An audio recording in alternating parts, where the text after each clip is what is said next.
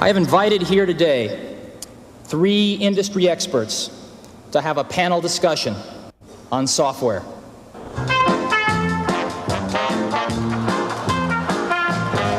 And now, ladies and gentlemen, the Macintosh software dating game.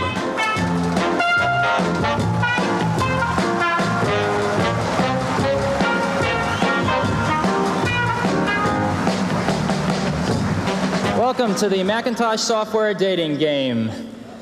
Software CEOs, could I please ask you to introduce yourselves? Hi, Fred Gibbons, President of Software Publishing Corporation.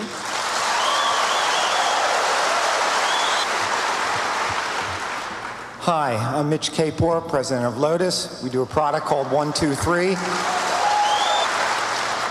My name is Bill Gates. I'm Chairman of Microsoft.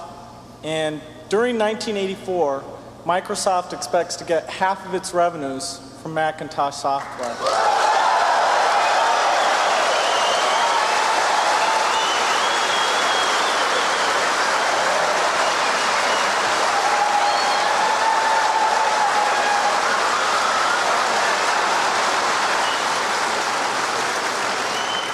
Software magnate number 3.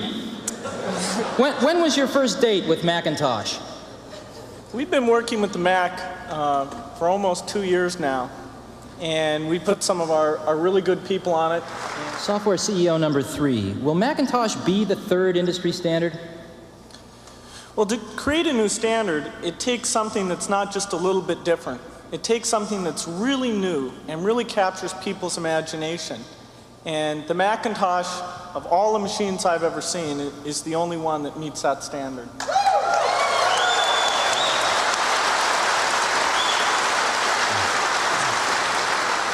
Software CEO number 3. Describe your ideal relationship with Apple. Well, we'll be selling our software independently. So the key thing is that Apple gets a lot of consistent standard machines out there quickly. Well, sorry, Steve, time's up. We'd like to give Steve a few moments to decide today's winner.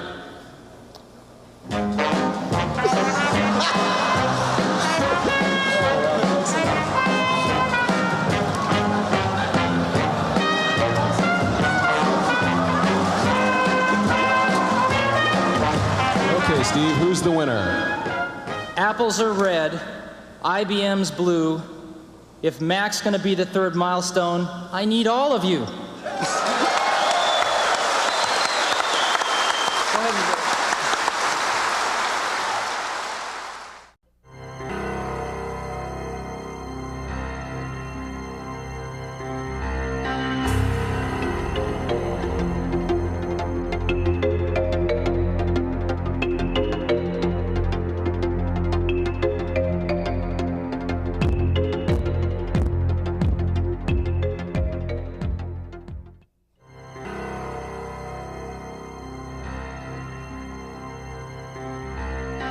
Now, I'd like to talk about meaningful partners.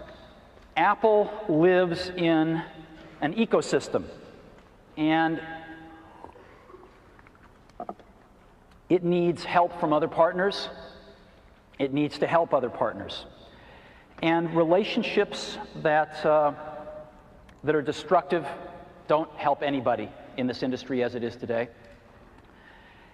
So, during the last several weeks, we have looked at some of the relationships, and one has stood out as a relationship that hasn't been going so well, but had the potential, I think, to be great for both companies. The discussions actually began because there were some patent disputes, and rather than, I know. Rather than repeating history, I'm extremely proud of both companies that they have resolved these differences in a very, very professional way. And I happen to have a special guest with me today via satellite downlink. And if we could get him up on the stage right now.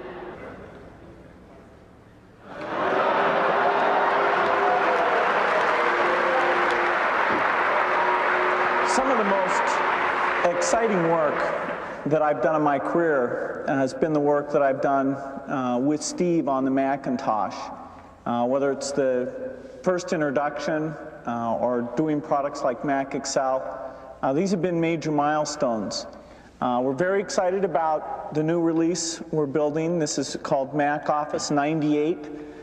We do expect to get it out by the end of this year. And I think it's going to really set a new benchmark for doing a good job with performance and exploiting unique Mac features. In many ways, it's more advanced than what we've done on the Windows platform. We're also excited about Internet Explorer, and we've got a very dedicated team that's down in California that works on that product. And the code is really specially developed for the Macintosh. It's not just a port of what we've done in the Windows environment. We look forward to the feedback from all of you as we move forward doing more Macintosh software. Thanks.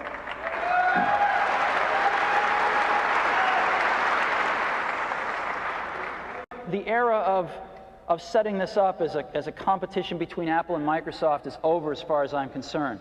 This is about getting Apple healthy, and this is about Apple being able to make incredibly great contributions to the industry to get healthy and prosper again. So thank you all for coming. I look forward to hearing the grilling in the chair tonight and in the days to follow.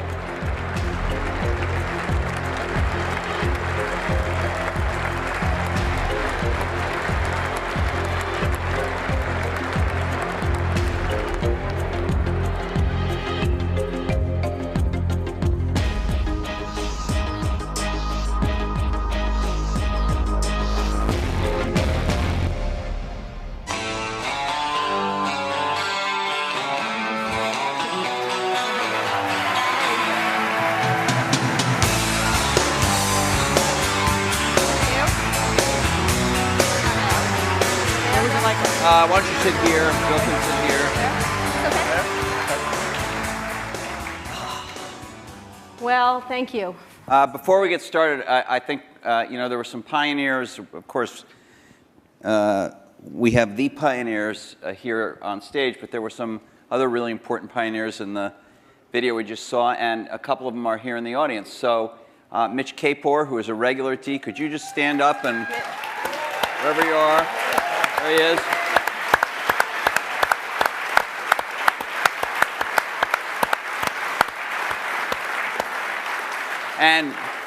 And Fred Gibbons, who has not come to D before but is here tonight. Fred.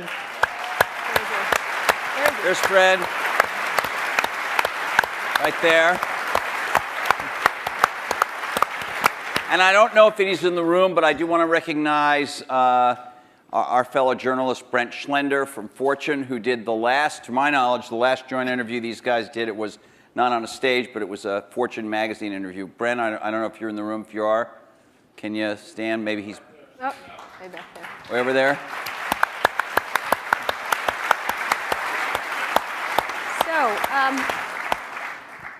So let's get started. I wanted to ask, there's been a lot of like mano a mano catfight kind of thing in a lot of the blogs and the press and stuff like that. And we wanted to, the first question I was interested in asking is what you think each has contributed to the computer and technology industry, starting with you, Steve, for Bill, and vice versa.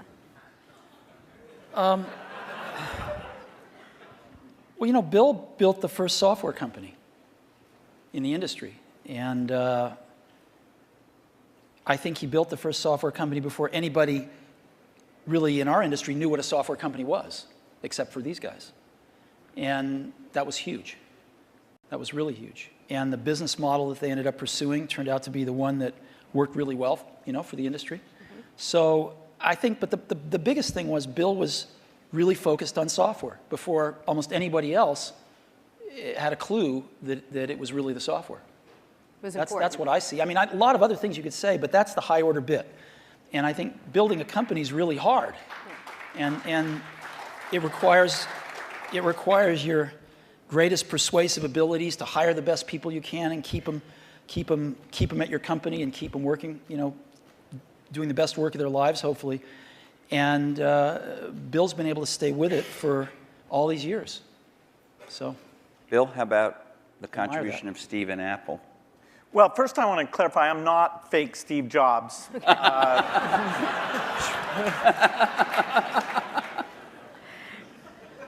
know, what Steve's done is quite phenomenal. If you look back to 1977, that Apple II computer, the idea that it would be a mass market machine, the bet that was made there by Apple uniquely, there were other people with products, but the idea that this could be an incredible, empowering phenomena, Apple pursued that dream. Then one of the most fun things we did was the Macintosh, and that was so risky. People may not remember that Apple really bet the company. Lisa hadn't done that well, and some people were saying, okay, that general approach wasn't good. But the team that Steve built, even within the company, to pursue that, even some days it felt a little ahead of its time. I don't remember that Twiggy disk drive. 128K. Yeah. The Twiggy disk drive, yes. Steve gave a speech once, which is one of my favorites, where he talked about, in a certain sense, we build the products that we want to use ourselves. So he's really pursued that with incredible taste and elegance that has had a huge impact on the industry.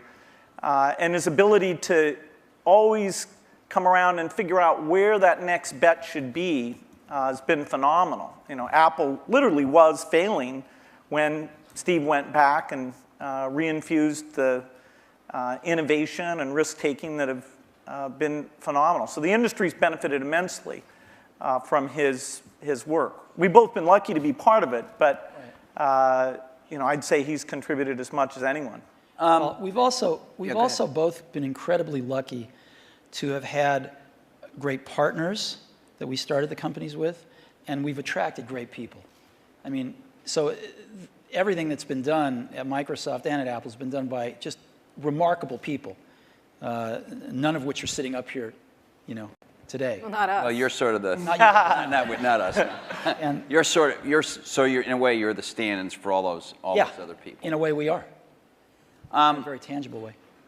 So Bill mentioned the Apple II in 1977 and 30 years ago, and there were a couple of other computers with which were aimed at the idea that average people might be able to use them. And looking back on it, a really average person might not have been able to use them by today's standards, but it certainly broadened the base of who could use computers.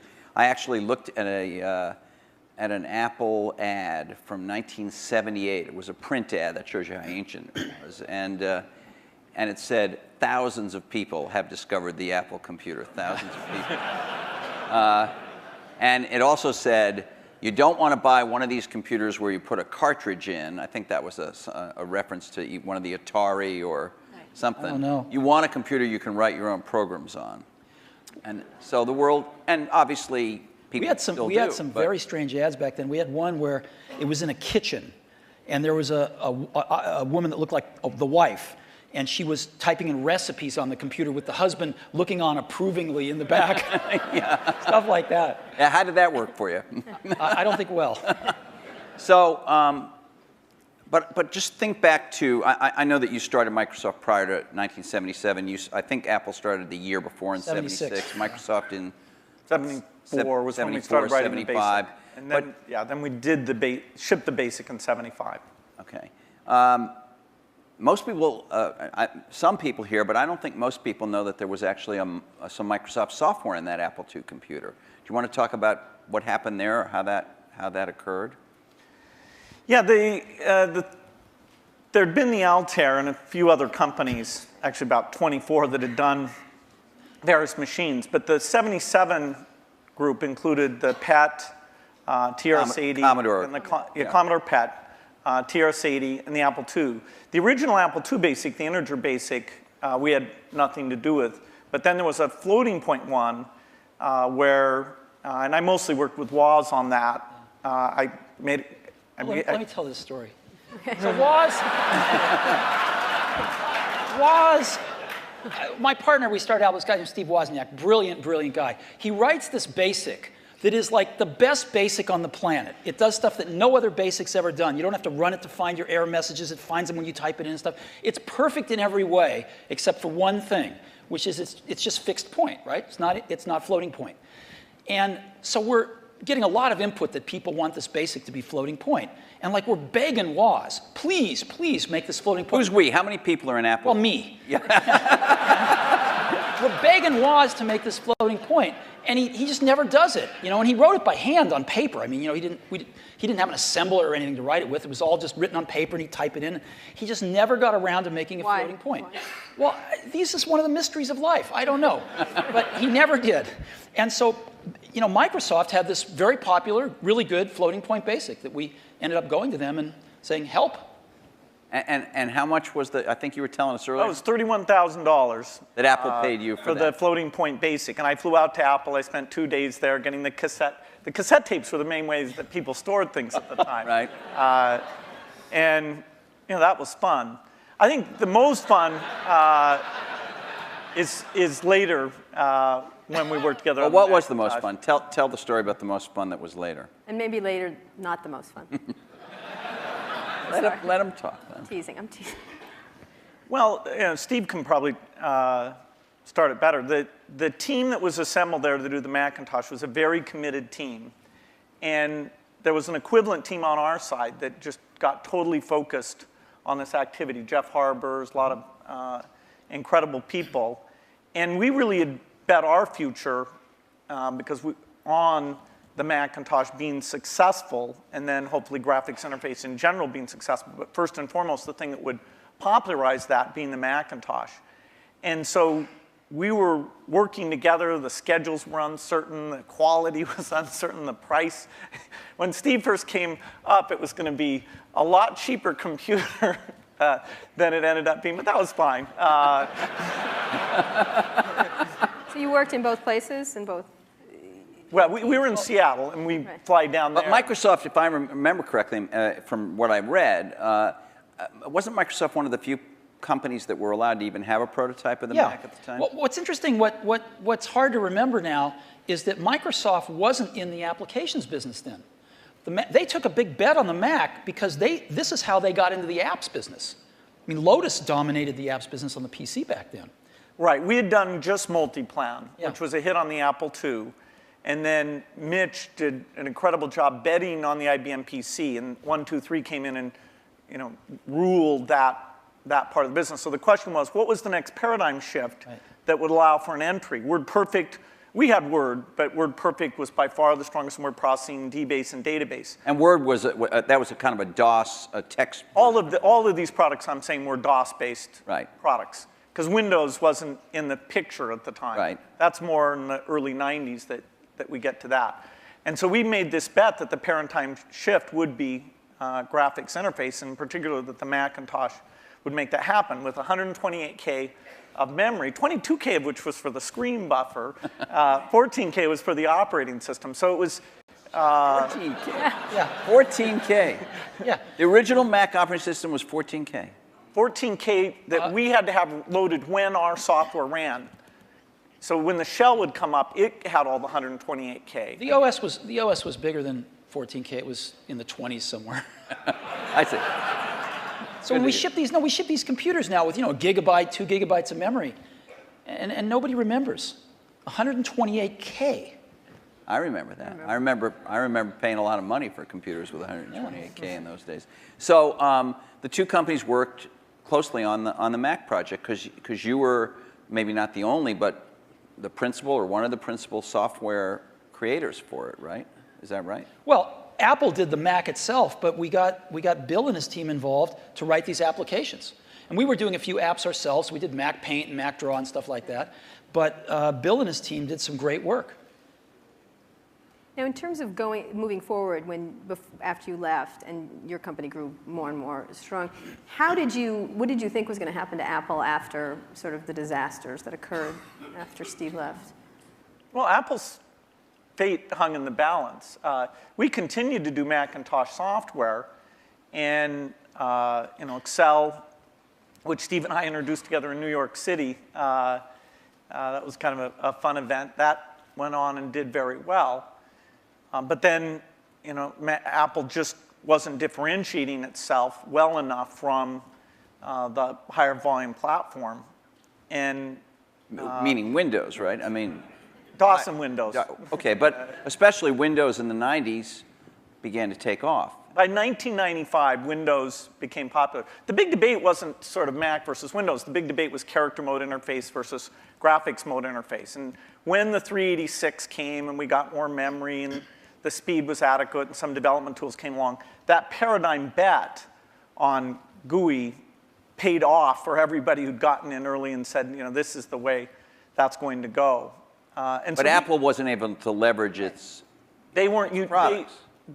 After the 512K Mac was done, the product line just didn't evolve as fast.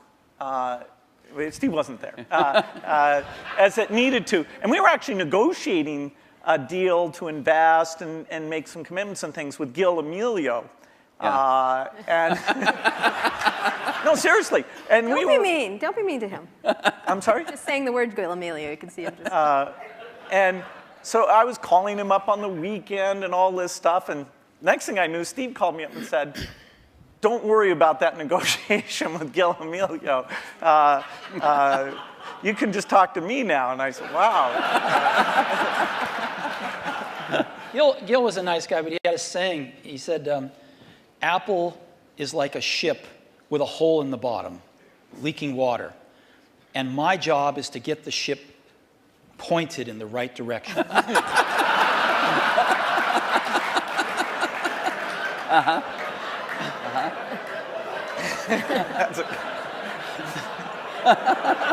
Okay. So, and meanwhile, through all this, I mean, I want to get back to the thing we saw in 1997 at Macworld there, but Windows was just going great guns. I mean, Windows 95, to whatever extent earlier versions of Windows had not had all the features, all the GUI stuff that the Mac had, Windows 95 really was an enormous, enormous leap. Yeah, Windows 95 is when graphics interface became mainstream and when the software industry realized, wow, this is the way applications are going to be done.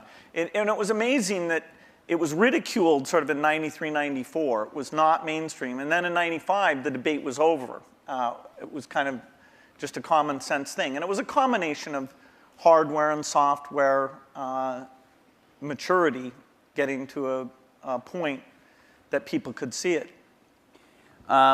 So I don't want to go through every detail, the whole history of how you came back, but Thank you. You had, but you in that video we all saw, you said you had decided that it was destructive to have this competition with Microsoft. Now, obviously, Apple was in a lot of trouble, and I presume that there was some tactical or strategic reason for that, as well as just wanting to be a nice guy, right? I mean, you know, Apple was in very serious trouble, and what was really clear was that if the game was a zero-sum game where for Apple to win, Microsoft had to lose, then Apple was going to lose.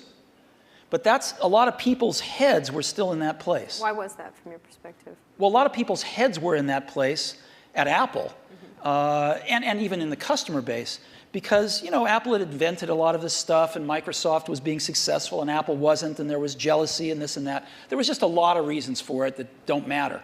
But the net result of it was there were too many people at Apple and in the Apple ecosystem playing the game of, for Apple to win, Microsoft has to lose.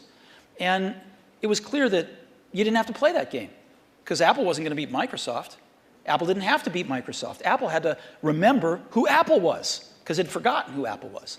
And so to me, it was pretty essential to break that paradigm. And it was also important that, you know, Microsoft was the biggest software developer outside of Apple developing for the Mac. And so, you know, it was just crazy what was happening at that time. And Apple was very weak. And so I called Bill up, and we tried to patch things up. Yeah, and since that time, we've had a team that's fairly dedicated to doing the Mac applications. And they've always been treated kind of in a unique way so that they can have a pretty special relationship with Apple. And that's worked out very well. In fact, every couple years or so, there's been something new that we've been able to do on the Mac. And we have it's a great business for us. And it's actually, the relationship between the Mac development team at Microsoft and Apple is a great relationship. It's one of our best developer relationships. And do you look at yourself as rivals now today as the landscape has evolved? And we'll talk about the internet landscape and everything else and other companies that have come forward. But how do you look at yourselves in this landscape today. Because you are competitors in certain ways, which is the American way, we right? watch the commercials. And you get annoyed at each other from Although, time you know to what? time. I have to confess, I like PC Guy better. Yeah, he's great. I like him. You know, other the guy, I wanna art of pop those in the art of those Yes, sir. commercials is not to be mean, but it's actually for the guys to like each other.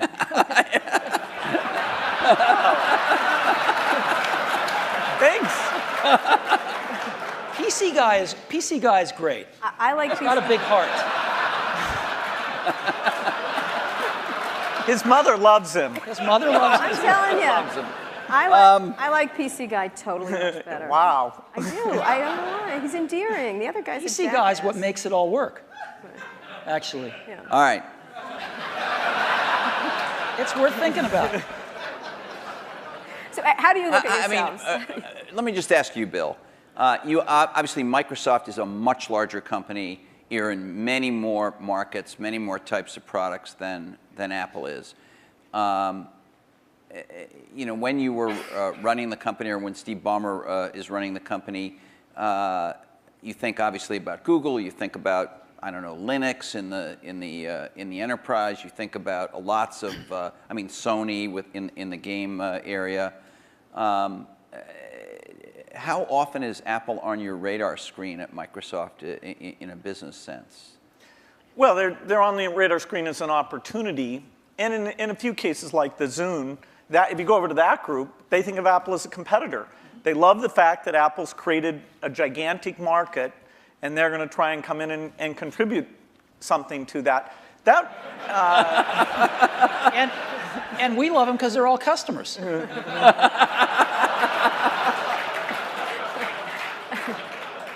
I have to tell you, I was actually told by Jay Allard, I'm serious, that because of the nature of the processor, the development platform they used to develop a lot of the software for the Xbox 360 was Macs.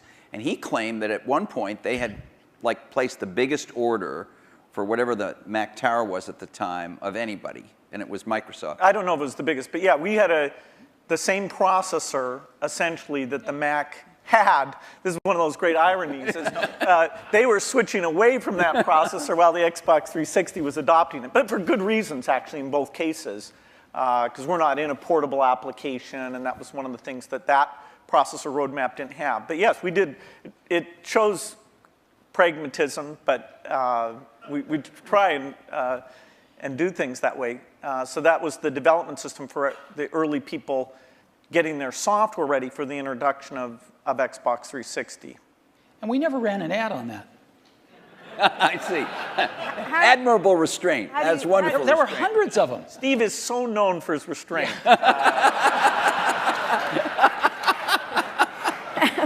How do you look at Microsoft from an Apple perspective? I mean, you compete in computers and You could say you don't compete, the era of destructive whatever, whatever you said in 1997, but you think you're consciously aware of what they're doing with Windows. You followed Vista closely, I think.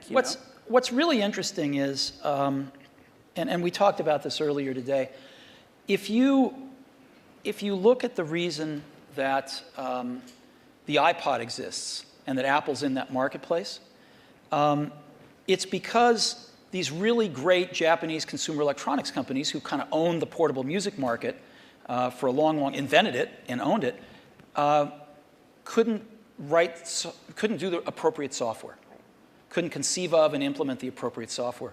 Because an iPod's really just software. It's software in the iPod itself, it's software on the PC or the Mac, and it's software in the cloud for the store. And it's in a beautiful box, but it's software. If you look at what a Mac is, it's OS 10, right? It's in a beautiful box, but it's OS 10. And if you look at what an iPhone will hopefully be, it's software. And so the big secret about Apple, of course, not so big secret maybe, is that Apple views itself as a software company. And there aren't very many software companies left. And Microsoft is a software company. And so, we look at what they do and we think some of it's really great. And we think some of it's, a little bit of it's competitive and most of it's not. We don't have a belief that the Mac is going to take over 80% of the PC market. We're really happy when our market share goes up a point. And we love that and we work real hard at it. But Apple's fundamentally a software company, and there's not a lot of us left, and Microsoft's one. But you may be fundamentally a software company, but you've been known, at least to your customers and to most journalists, as the company that kind of pays a lot of attention integrating software and hardware. You know, Alan Kay, Microsoft has made some recent moves to be a little more like that. Obviously not in your core biggest businesses, but with Xbox and Zune and the Surface computing a device we saw today is another example. These aren't markets that hold up in size to Windows or Office, but they're some of your more recent initiatives. Are the company's approaches to this Alan Kay had urging a little, or? Alan Kay had a great quote back in the 70s, I think. He said, people that love software want to do their own hardware. You know? Well, Bill loves software. No, I can resist that. The question is, are there markets where the innovation and variety you get is a net positive? The negative is that in the early stage, you really want to do the two together. So you want to do prototyping and things like that, really is one thing. And then let's take the phone market. We think we're on 140 different kinds of hardware. We think it's beneficial to us that even if we did a few ourselves, it wouldn't give us what we have through those partnerships. Likewise, if you take the robotics market, very undeveloped. We have over 140 all tiny volume robots using Microsoft software, and the creativity, building toys, security things, medical things. We love the innovation and the ecosystem that's going to grow up, who knows when, but we're patient around that, and we'll have a great asset with this robotic software platform. So there are things like PC, phone, and robot where the Microsoft choice is to go for the variety. It's great. For them, they do what works super well for them. And there's a few markets like Xbox 360, Zune, and this year we have two new ones, the Surface thing and this round table, which is the meeting room thing, where we'll actually, through subcontractors, but it's the P&L on the risk and all that for the hardware. The design is completely a Microsoft thing. The round table, is that something you've announced, or were you just we've shown prototypes of it. That's the thing where it's got the 360-degree cameras and all those. It's like Cisco has something in that market, and HP too, right? Or HP has a very high-end thing that's a tiny bit like it. But anyway. All right. Do you ever regret? Was there something you might have wanted to do differently? And maybe you feel like this happened after you left Apple. Something you might have done differently that where you could have had a much bigger market share for the Mac? Well, before I answer that, let me make a comment on Bill's answer there, which is, it's very interesting in the consumer market and the enterprise market. They're very different spaces.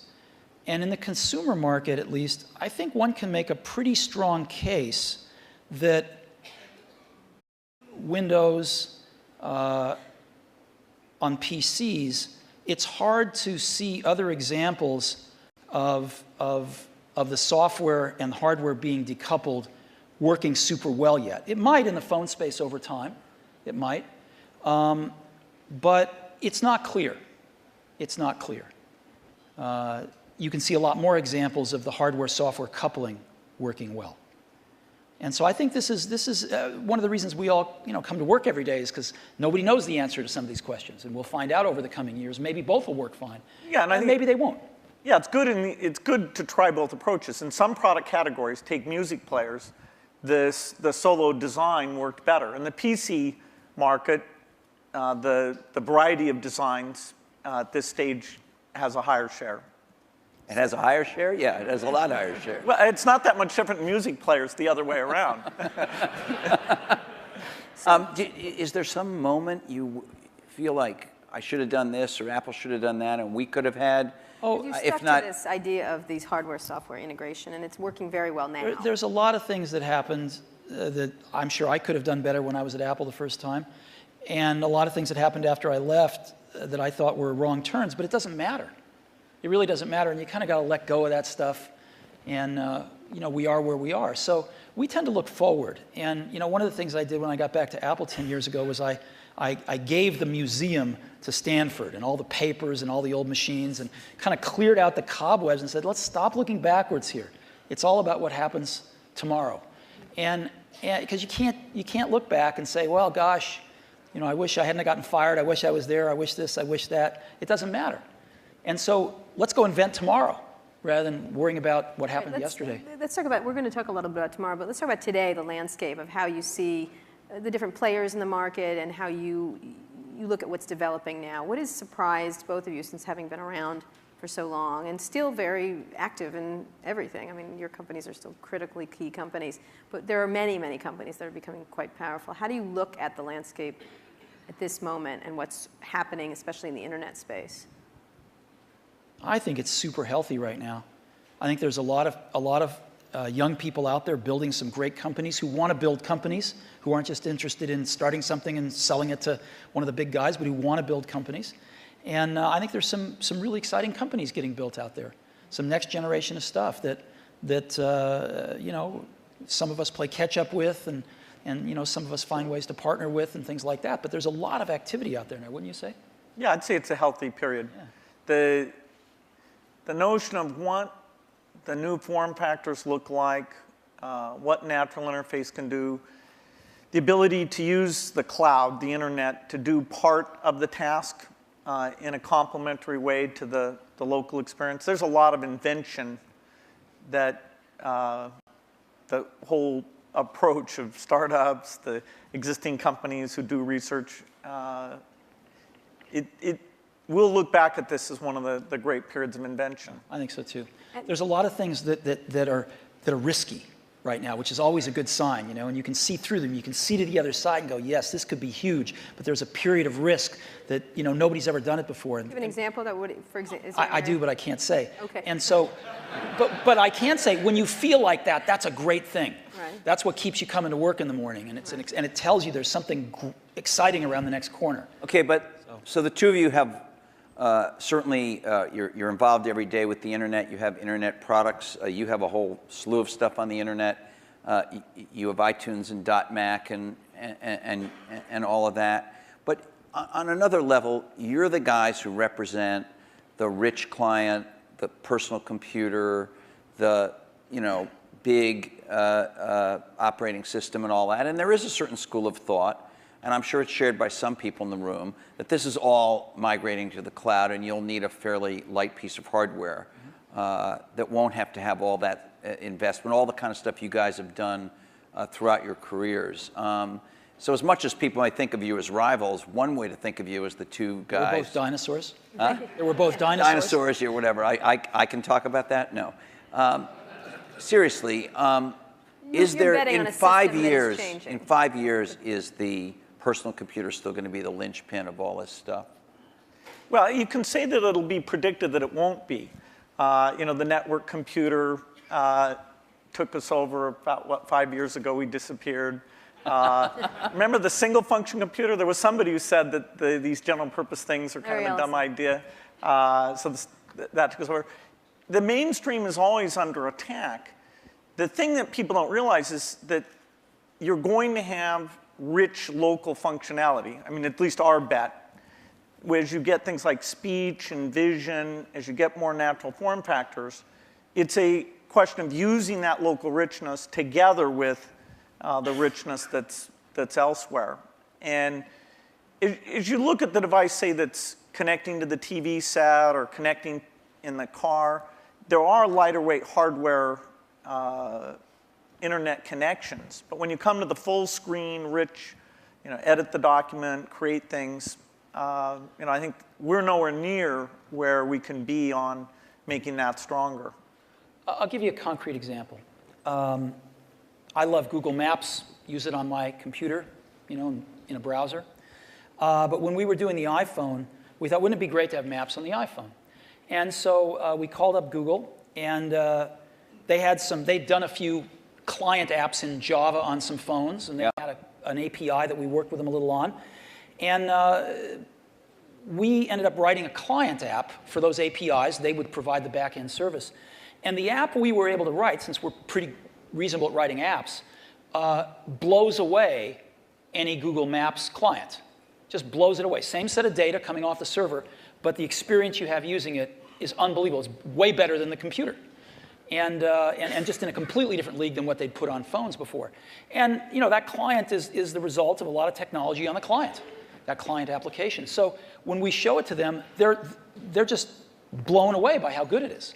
And you can't do that stuff in a browser.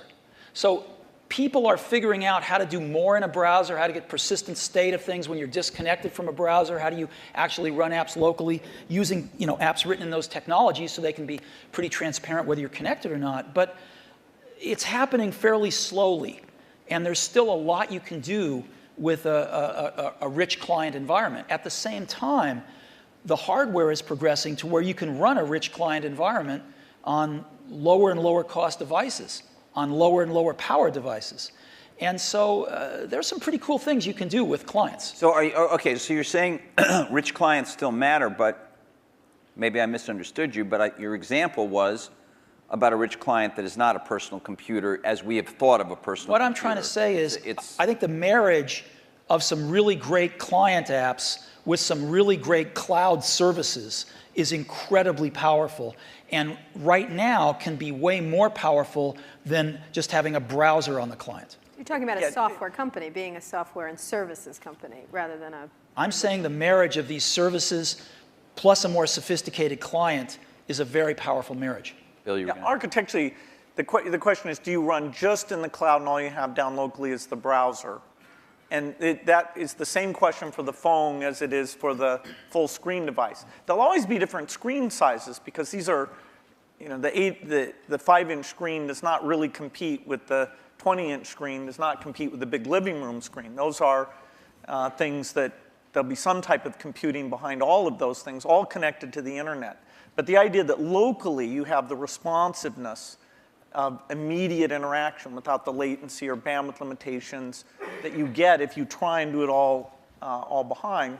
That's what leads to the right balance. What does that device look like in 5 years? What would be your principal device? Is there one or? Is it I think you use, I could be wrong, I think you carry a tablet. Right. Right.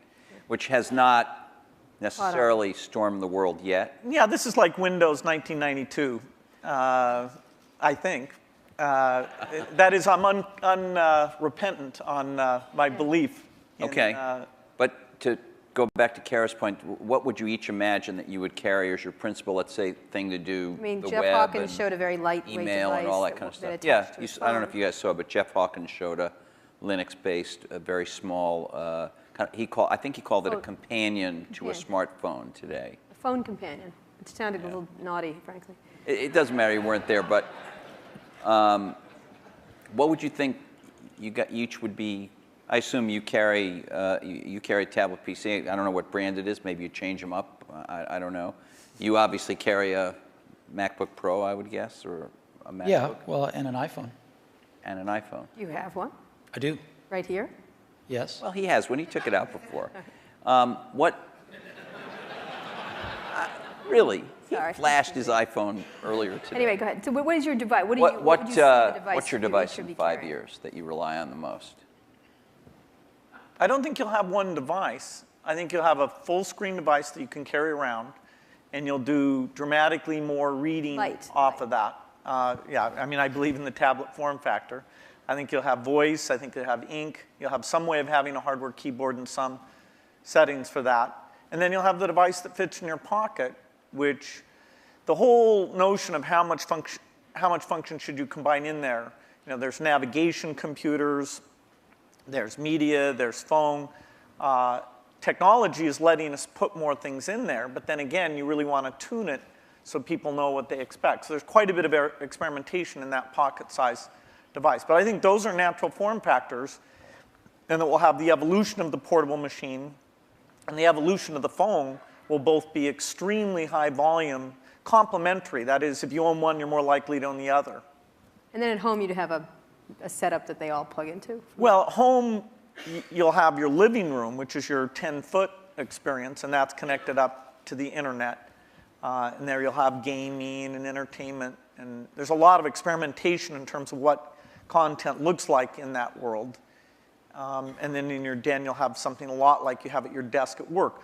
You know, the view is that every horizontal and vertical surface will have a projector, so you can put information.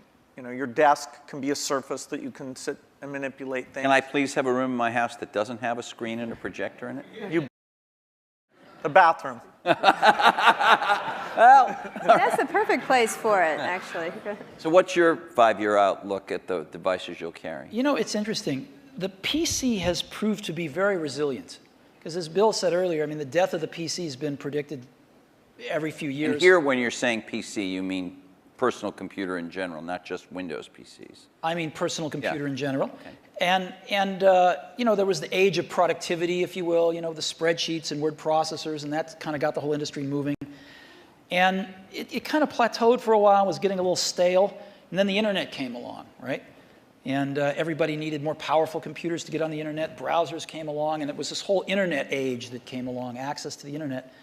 And then some number of years ago, you could start to see that the PC, that was taken for granted, things had kind of plateaued a little bit, and innovation-wise at least. And then I think this whole notion of the PC, we called it the digital hub, but you can call it anything you want, sort of the multimedia center of the house, started to take off with digital cameras and digital camcorders and sharing things over the internet and kind of needing a repository for all that stuff. And it was reborn again as sort of the hub of your digital life.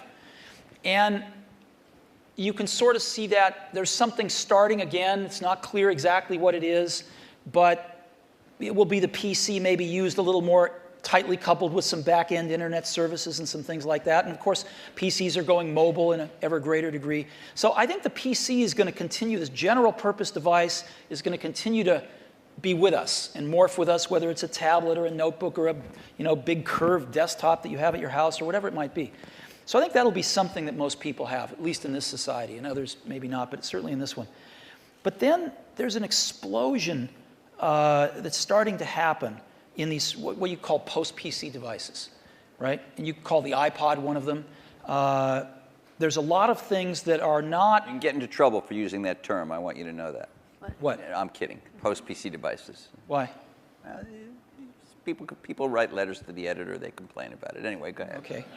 Well, anyway, I think there's just a category of devices that aren't as general purpose, they're really more focused on specific functions, whether they're phones or iPods or Zunes or what have you. And I think that category of devices is going to continue to be very innovative, and we're going to see lots of them. Give me an example of what that would be. Well, an iPod was a post-PC device. A phone is a post-PC device. Is the iPhone and are some of these other smartphones, and I know you believe that the iPhone is much better than these other smartphones at the moment, but are these things, aren't they really just computers in a different form factor? I mean, when you say we use the word phone, it sounds like... We're getting to the point where everything's a computer in a different form factor. So what? Right? So what if it's built with a computer inside it? It doesn't matter. It's what is it? How do you use it? You know, how does the consumer approach it? And so who cares what's inside it anymore? So what are the core functions of the device formerly known as the cell phone, whatever we want to call it, the pocket device? What would you say the core functions? Like 5 years out, what are the core functions of that pocket device? How quickly all these things that have been somewhat specialized, the navigation device, the digital wallet, the phone, the camera, the video camera, how quickly those all come together, it's hard to chart out. But eventually, you'll be able to make something that has the capability to do every one of those things. And yet, given the small size, you still won't want to edit your homework or edit a movie on the screen of that size. And so you'll have something else that lets you do the reading and editing and those things. Now, if we could ever get a screen that would just roll out like a scroll, then you might be able to have the device that did everything. Well, in the very first D conference, we had these guys from E-Ink here. Yeah. I'm sure you've both talked to them. They were talking about that. That was 5 years ago. It's always 5 years out. Do you? Yes, we can't. There's some advances in projection technology that are more likely deliberate, I think, than the flexible material guys. But it's not even on the horizon, no matter which of the two approaches our Any kind of percentage. quality. We have some Microsoft research people who work on that, and there's a lot of investment, but it's at least in the 5-year time frame. You, 5 years from now, what's going to be on What's that gonna be on that pocket phone? device? I don't know. And the reason I don't know is because I wouldn't have thought that there would have been maps on it 5 years ago. But something comes along, gets really popular, people love it, get used to it, you want it on there. So people are inventing things constantly, and I think the art of it is balancing what's on there and what's not on there, is the editing function. And clearly, most things you carry with you are communications devices. You want to do some entertainment with them as well, but they're primarily communications devices, and that's what they're going to be. Outside of the computing area, what are the exciting areas in the internet space at all that you're looking at that you find that's interesting to each of your companies and in general for you? Any kind of social networking, any kind of the wikis, those kind of things we've talked about in the past couple of, today, essentially.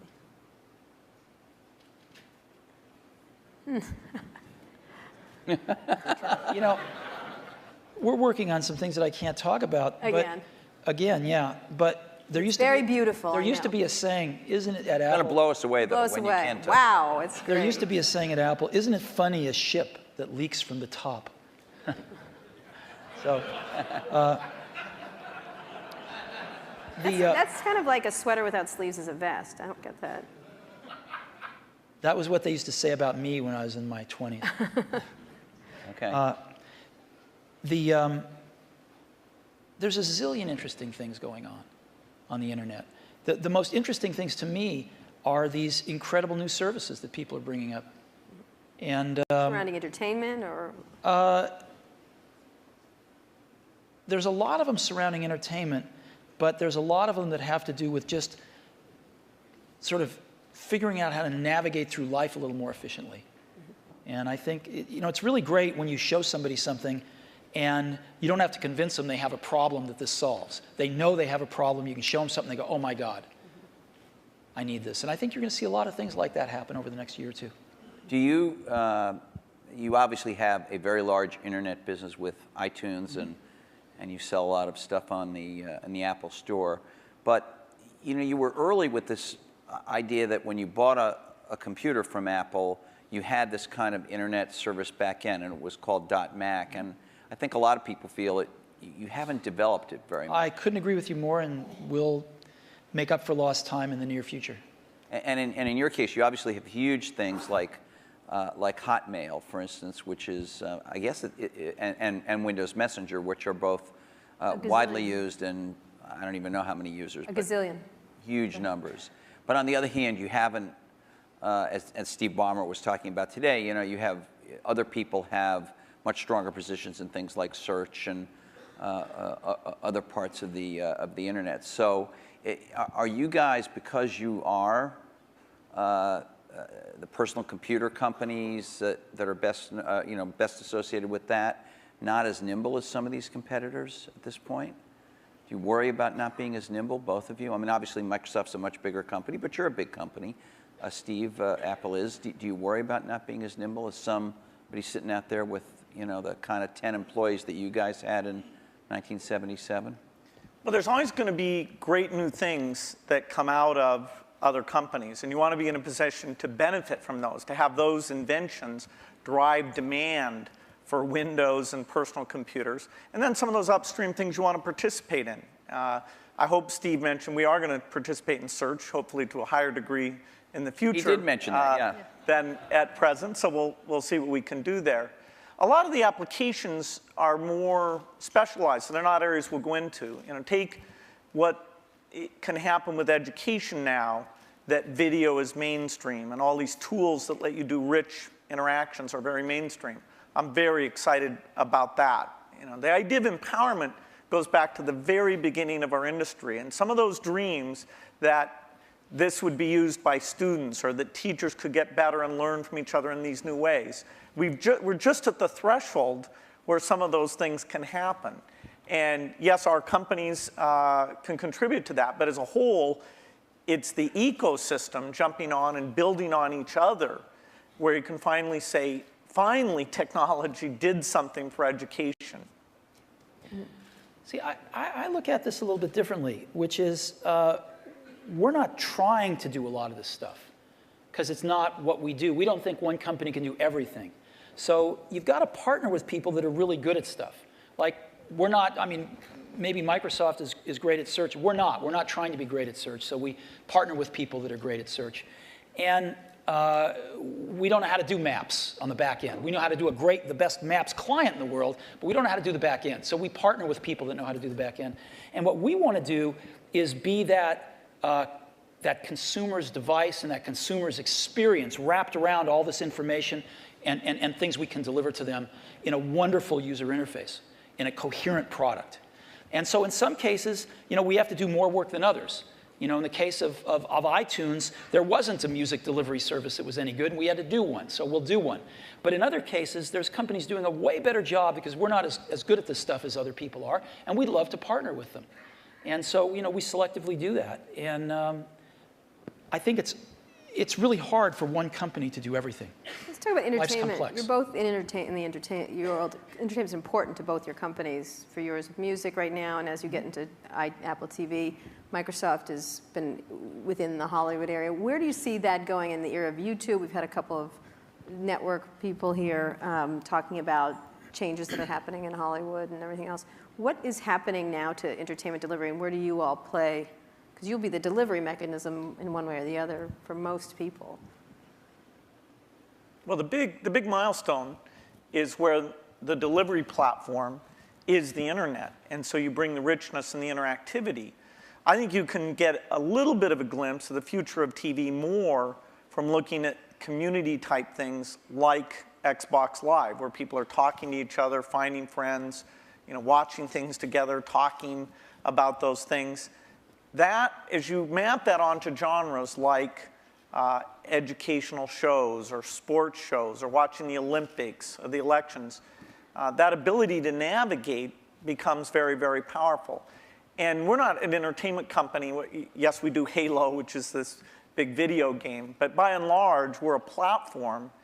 And so it's the tough software things, whether it's the speech or the ink or the deep graphics, that's where things that take 10 years to get done, the IPTV stuff, the foundation there, it took 10 years to get it done. Now it's finally coming to fruition, and we have people like AT&T betting their company on putting that together. So we're just at the start of having a scale entertainment delivery vehicle both through PCs, unfortunately not connected up to the TV set in most cases, but that's a point of innovation. And now things like IPTV and Xbox that are connected up in the living room. Steve, you were today, Bill, you weren't here, but Steve showed a new function of Apple TV that brings YouTube directly to the TV.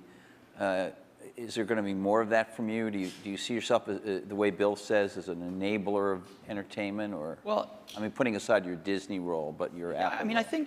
I think people want to enjoy their entertainment when they want it and how they want it, on the device that they want it on. So ultimately, that's going to drive the entertainment companies into all sorts of different business models. And that's a good thing. I mean, if you're a content company, that's a great thing. More people wanting to enjoy your content more often in more different ways, that's why you're in business. But the transitions are hard sometimes. And the music industry, it turned out that the internet got fast enough to download songs pretty easily. There was no legal alternatives, and maybe they made some bad choices in how they reacted to that. But they're still trying to make the transition to a very different way of doing business or ways of doing business while they're under attack from piracy. And we can all highlight some of the mistakes that have been made, but still, it's a tough job. And Hollywood, I think, has watched what's happened in music, learned some things to do, some things not to do. But they're still trying to map this out. How do they make some of these transitions, some new business models, different platforms, allowing their customers way more freedom on when they want to watch stuff and how they want to watch it. And I think there's a tremendous amount of experimentation and thought going on that's going to be good, that's going to be really good, if you're a content owner. Can I ask about the user interface of the personal computer for a minute? Vista has just come out, which is your best version of Windows you've done, has some UI improvements in it. You're about to do yet another version of the Mac OS called Leopard in the fall, which, from what you've shown publicly, at least so far, has some improvements. But fundamentally, these are still the kind of file icon, folder icon, drop-down menu. I know I'm minimizing. There's a lot of other things. There's gadgets and widgets and all kinds of other cool things in there now. But you can see that it's still all built on what you started with, what Xerox did research on. Is there in the offing in the next 4 or 5 years, is it possible there's a new paradigm for organizing the user interface of the personal computer? Let's leave cell phones and things out for a minute, but just the personal computer, Bill. One of the things that's been anticipated for a long time is when 3D comes into that interface. And there was a lot of experimentation, sites on the internet where you'd kind of walk around and meet people. But in fact, the richness, the speed, it just didn't sustain itself. Now we're starting to see with some of the mapping stuff, a few of the sites, that the quality of that graphics, the tools and things are getting to the point where 3D can really come in. So I definitely say that when you go to a store, bookstore, you'll be able to see the books lined up, the way you might be interested in, or lined up the way they are in the real store.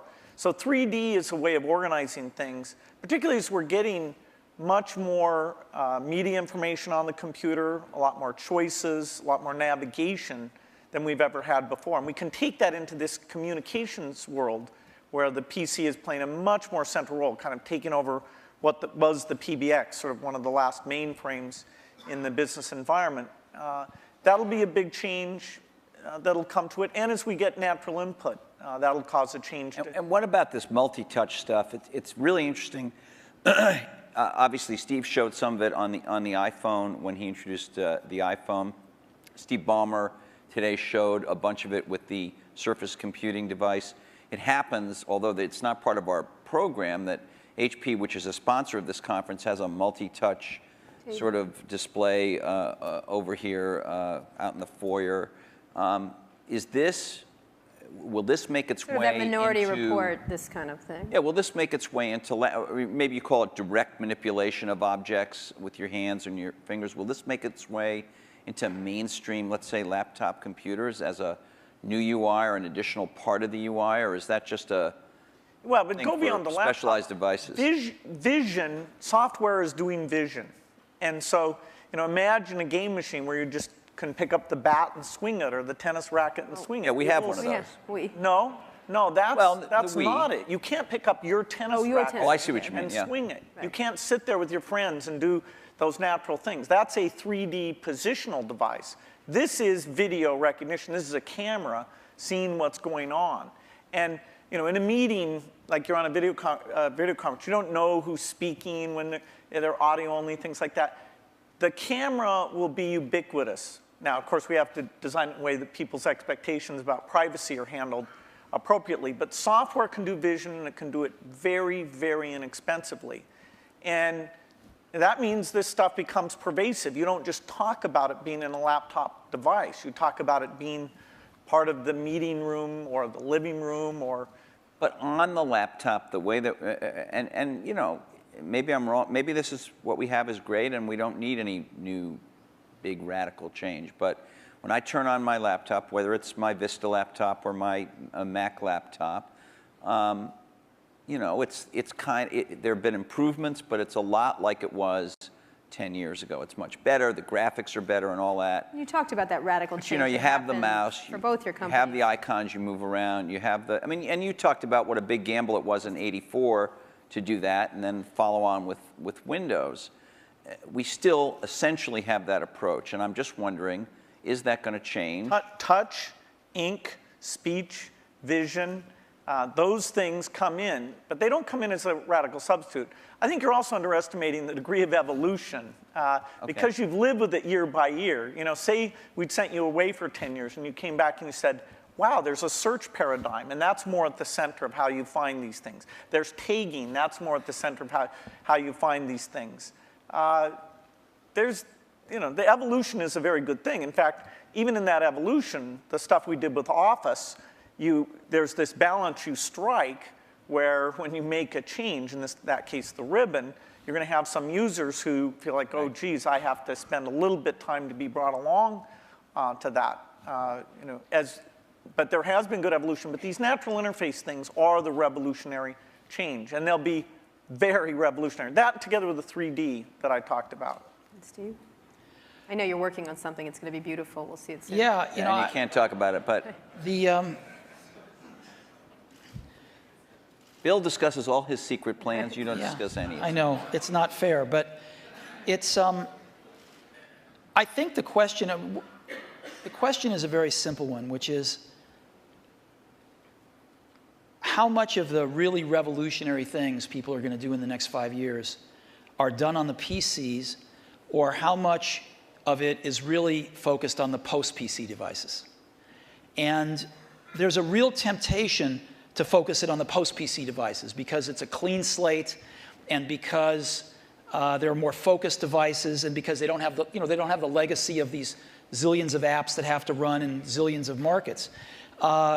And so I think there's going to be tremendous revolution in the experiences of the post-PC devices. And the question is how much to do in the PCs. And I'm sure Microsoft is. We're working on some really cool stuff. But some of it has to be tempered a little bit because you do have, you know, these tens of millions in our case, or hundreds of millions in Bill's case, users that are familiar with something that, you know, they don't want a car with 6 wheels. They like the car with 4 wheels. They don't want to drive with a joystick. They like the steering wheel. And so, you know, you have to, as Bill was saying, in some cases you have to augment what exists there, and in some cases you can replace things. But I think the radical rethinking of things is going to happen in a lot of these post-PC devices. I'm going to ask a more personal question. We have just a minute before we were going to open up for questions. What's the greatest, I'm not going to call this the Barbara Walters moment and ask you what tree you'd like to be, but what's You would love to be Barbara Walters, let me just tell you. No, I would not.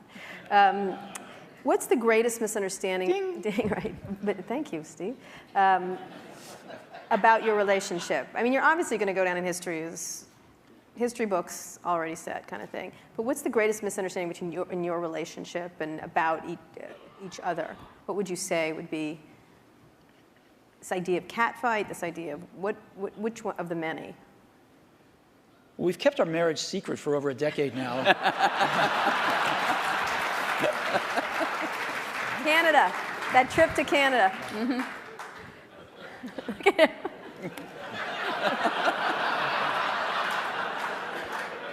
Was there? I don't think either of us have anything to complain about in general. And I know that the projects, like the Mac project, you know, was just an incredible thing, a fun thing where we were taking a risk. We did look a lot younger in that video. We did. You looked 12 in the first one. That's how I try and look. He was 12. But no, it's been fun to work together. And I actually kind of miss some of the people aren't around anymore. You know, people come and go in this industry. It's nice when somebody sticks around and you know, have some context of all the things that have worked and not worked. And the industry gets all crazy about some new thing. You know, like, you know, there's always this paradigm of the company that's successful is going to go away and stuff like that. It's nice to have people seeing the waves and waves of that, and yet been willing when it counted to take the risk to bring in something new. Has it been important? One last question, and then we'll go to the audience. No, he didn't answer us because he just said this. I have an answer. He only talked about his secret gay marriage. Yeah. So. I thought that was your answer. No, that wasn't my answer. You know, when Bill and I first met each other and worked together in the early days, generally, we were both the youngest guys in the room, right, individually or together. I'm about 6 months older than he is, but roughly the same age. And now, when we're working at our respective companies, I don't know about you, but I'm the oldest guy in the room most of the time. And that's why I love being here. And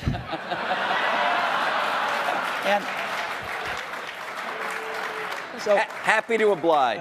Happy to oblige. And, you know, I think of most things in life as either a Bob Dylan or a Beatles song. But there's that one line in that one Beatles song, you and I have memories longer than the road that stretches out ahead. And that's clearly true here. Well, you know what? I think we should end it there. Let's just end it there. I'm gonna have a little tear right here. Thank you. Thank you very much. Thank you so much. Sure. Thank you.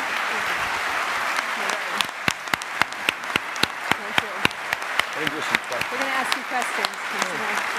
Sit down. Sit down. Oh, standing O. Thanks. Have we ever had a standing O here? No. I don't know. The toilet. No.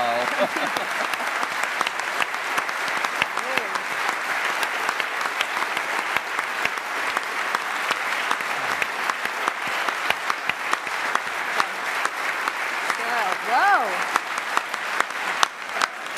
You handled this pretty well. Very good. Great. Wow. Okay, so some audience questions. Questions. Can we have the lights? Roger McNamee Roger. from Elevation Partners. Hey guys, that was incredible. Thank you very much. We've got a big election coming up next year. I'm curious if there are any issues that you see in Silicon Valley that we all ought to be focused on communicating effectively to the next potential president of the United States. That is any common ground that we share, because it's weird. You don't actually hear any issues that people are talking about right now, and I'm curious if you guys have any in mind. Bill? Well, certainly education is one that I'd put at the top of the list. You know, Are there technological solutions right now that they could do something about, or is that just sort of like... No, technology is going to be helpful and more, but the way that teachers are measured and made excellent, the way that the high schools are designed, the expectations they have, it's not just a pure technology thing. It's more an institutional practice where the opportunity is. And you know, there should be a lot of debate about the different ways of doing that. Steve? Boy, we've got some pretty big problems. And I think most of them are much bigger than anything Silicon Valley can contribute right now to solve. So hopefully some of those will get solved. I also think we underestimate how much all of our industry depends on stability. We've enjoyed a long period of stability, and we've been able to focus on technology and growing our businesses and stuff, and I think we take that for granted sometimes. One of the more interesting areas that we all suffer from, of course, is in the area of energy dependence. And there's a lot of work going on, I know, a lot of investing going on anyway. I don't know if the results are there, but a lot of investing going on in alternative energy, and maybe Silicon Valley can play a small role in some of that stuff too. Are you guys investing in that area? Personally, or? Some. Which might be a lot. And you? Exactly. $1 billion here or there. Steve? Steve, Are you investing in that area? No. Or just a Prius? Okay. Or something like Yeah, that. just appreciating it. Over there? Hi, Don Eklund, Sony Pictures. My question is really, at what point is there too much diversity? It was talked about a few times in the discussion, the fact that now microprocessors are very low cost, memory's low cost, software is ubiquitous. But my life has been made better by standards like coding standards, network standards, and it seems like we're reaching a point where diversity is starting to take hold to a point where we're not going to be able to have the kinds of convergence devices that I think everyone would really be able to appreciate. And I'm wondering, is this going to be like healthcare or mass transit, where you just can never put it back in the bottle again? And I'd like to get your perspective on that. If there's still an opportunity to have some grand convergence devices that can really simplify people's lives and enrich their lives. Steve? Well, I think Bill and I would agree that we can get it down to 2. No, I think it's hard to limit imagination and innovation. I think there's always going to be a bunch of new great things, but And I think that's part of what we put up with to get the innovation. We put up with a little bit of aggravation to get the innovation. And I think the marketplace is awfully good at allowing diversity when it should and then getting rid of it when it shouldn't. I mean, and then letting it come back sometimes. Yeah. Well, not, yeah. I mean in terms of standards and things. You know, the internet standards have been incredibly powerful. You know, video formats, things like this. And so I don't see things that are going to really hold back a convergence device. You know, sure, there's a lot of wireless approaches, but that's pretty healthy right now. They each have various merits. A few of them will end up overlapping the other ones and kill the other ones out. But well, I think the industry's done very well at latching on to standards for the things that there were no longer any innovation in, and then focusing on the places where it wasn't clear which approach was best. Jesse? Hi, I'm Jesse Kornbluth, headbutler.com. Because you're not the youngest guys in the room anymore, it's perhaps appropriate to ask you a question about legacy, each of you.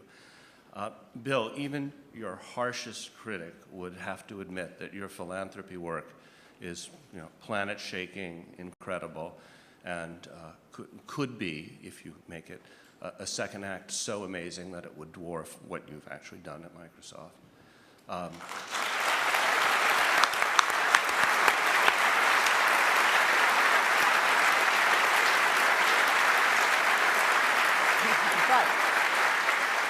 If you had to choose a legacy, what would it be? And Steve, do you look at Bill and you think, gee, that guy is so lucky. He had a company so rich with talent that he didn't have to personally, you know, come in every day and save it. And, you know, I wish I had the opportunity.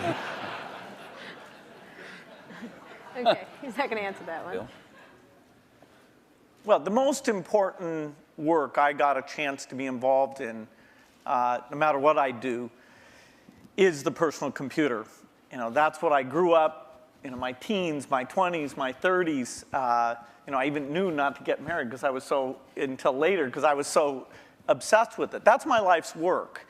And it's lucky for me that some of the skills and resources, but I'd put skills first, that I was able to develop through those experiences can be applied to the benefit of the people who haven't had technology, including medicine, working for them. So it's an incredible blessing to have two things like that. But the thing that if you look inside my brain, it's filled with software and, you know, the magic of software and a belief in software.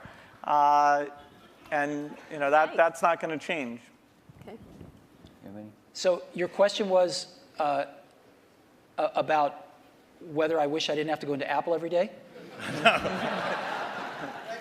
No, if you envy Bill a bit, this second act that he has. Oh, no, I think it's I think the world's do anything else, I think the world's a better place because Bill realized that his goal isn't to be the richest guy in the cemetery, right?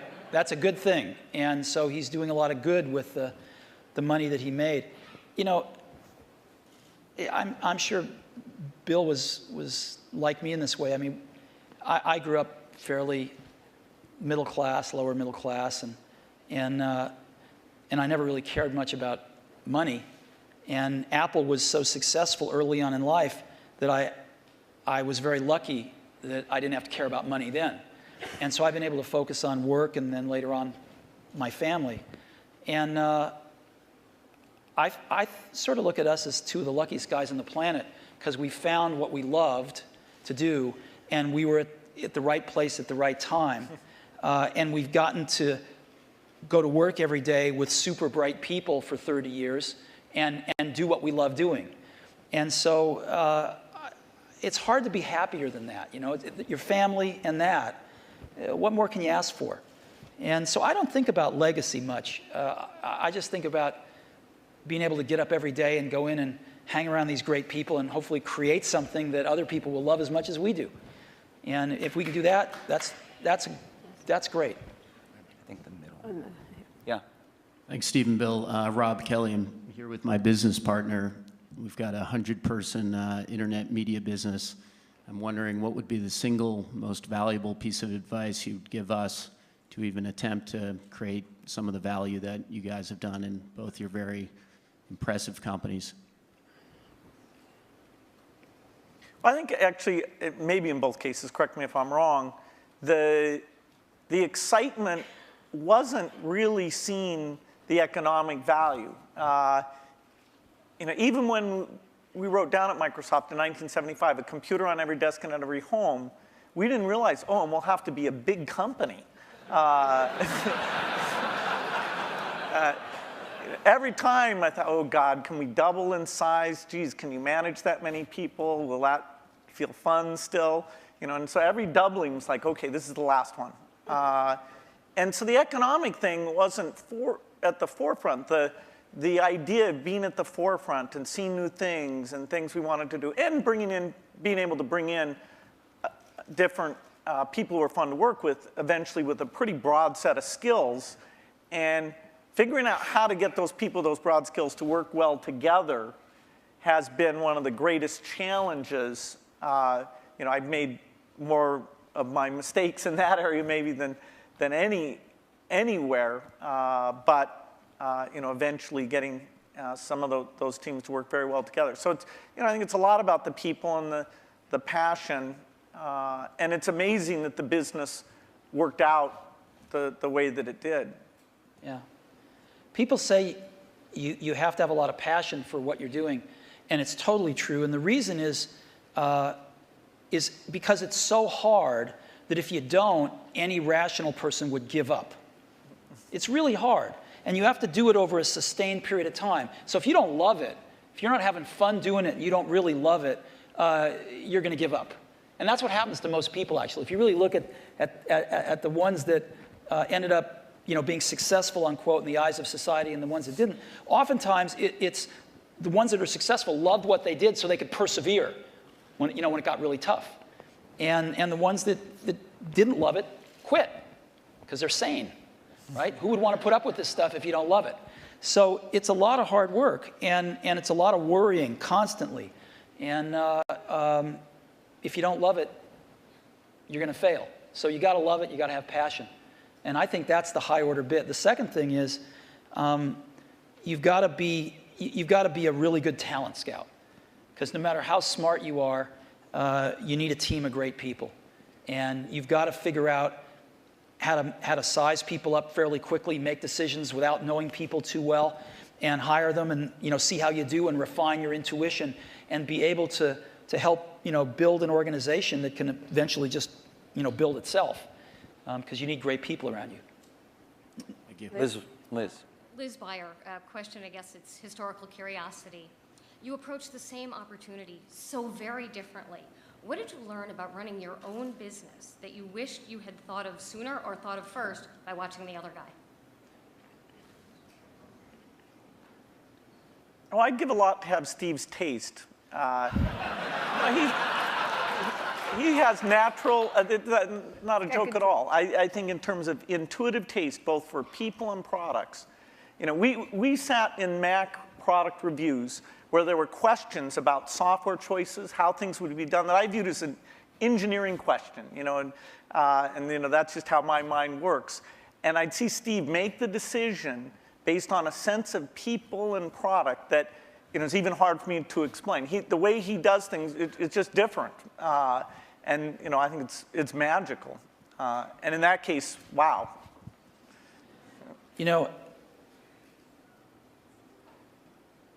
Because Woz and I started the company based on doing the whole banana, we weren't so good at partnering with people. And actually the funny thing is, Microsoft's one of the few companies we were able to partner with that actually worked for both companies. And we weren't so good at that, as where Bill and Microsoft were really good at it, because they didn't make the whole thing in the early days. And they learned how to partner with people really well. And I think if Apple could have had a little more of that in its DNA, it would have served it extremely well. And I don't think Apple learned that until, a few decades later. Last question. Oh, is there? This over here. I'm sorry, over here. Yeah, hi, Charlie Brenner from Fidelity Investments. In our financial services industry, we are focusing very strongly on aging and retiring baby boomers, a huge demographic. We're not that old. Oh, no, I wasn't. The question is different from what it sounds like it's going to be. But most of the innovation that we see coming from computer and internet companies is kind of youth-oriented. And I'm just wondering if there are activities going on in your companies acknowledging what's going to be happening generationally. Not true. I'll give you one example. So we started building in video cameras into almost all our computers a few years ago. And the response by people of all ages, but in particular seniors, has been off the charts. Because they're buying these things now, and they're buying them for their grandkids, their sons and daughters with their grandkids, so they can stay in touch with their grandkids, and they're video conferencing more than younger people are. And it's incredible what this has done. So that's just one simple example, but there's like dozens of them that have clicked with seniors that are living independently that want to stay in touch with extended families and do other things like that. Yeah, I think that it's a very good point when you look at the size of the market. And that's partly why it's great that there are all these companies out there who can see, okay, what would you do for seniors? I think natural user interface is particularly applicable here because the keyboard, we're sort of warped in that we grew up using the keyboard, and so it's extremely natural to us. But things like, and that's partly why when we showed the Surface computer, I showed it privately to a bunch of CEOs a couple weeks ago. I was kind of stunned by how blown away they were. But their ease of navigation is just not the same. And when they saw that, the idea that they could organize their photo album, it meant more to them than it did to me. I'll give you another example. We've got a little shy of 200 retail stores now. And one of the things the stores are doing is personal training now. It's called one-to-one. And we are up to now a run rate of 1 million personal training sessions. They last an hour per year. 1 million per year. You only started a little while ago, right? Yeah. We started about a year ago. And we're up to 1 million training sessions a year run rate now. And a lot of those folks, some of them anyway, many of them are seniors. And they're coming in and they're spending an hour learning how to use Office, and they're spending an hour learning how to video conference. And they can basically come in as much as they want, and they can schedule these things throughout a year, and they pay $99, I think, a year for it. And it's been great. Last question. Now the last question over there. We all share a common science fiction experience of the metaverse or the Matrix, where we all could communicate without being in the same place. And by the way, thank you both for providing us the best platform so far to go to chat rooms or to all go to a MySpace. It's a far cry from these things that we see on Star Trek or the holodeck. What kinds of things can you imagine that are partway there that could be much better than the 3-window iChat that we might see in the next 5 or 10 years? Well, I don't think Steve's going to announce his transporter. I want Star Trek. Just give me Star Trek. No, I think short of the transporter, most things you see in science fiction are, in the next decade, the kinds of things you'll see. The virtual presence, the virtual world that both represents what's going on in the real world and represents whatever people are interested in. This movement in space is a way of interacting with the machine. I think the deep investments that have been made at the research level will pay off with these things in the next 10 years. Steve? I don't know. And that's what makes it exciting to go into work every day. Because there's, as we talked about earlier, this is an extraordinarily exciting time in the industry. And lots of new stuff happening. So, I can't even begin to think of what it's going to be like 10 years from now. Great. Thank you so much. Thank you so much. Thank you so much. It's great. It's great.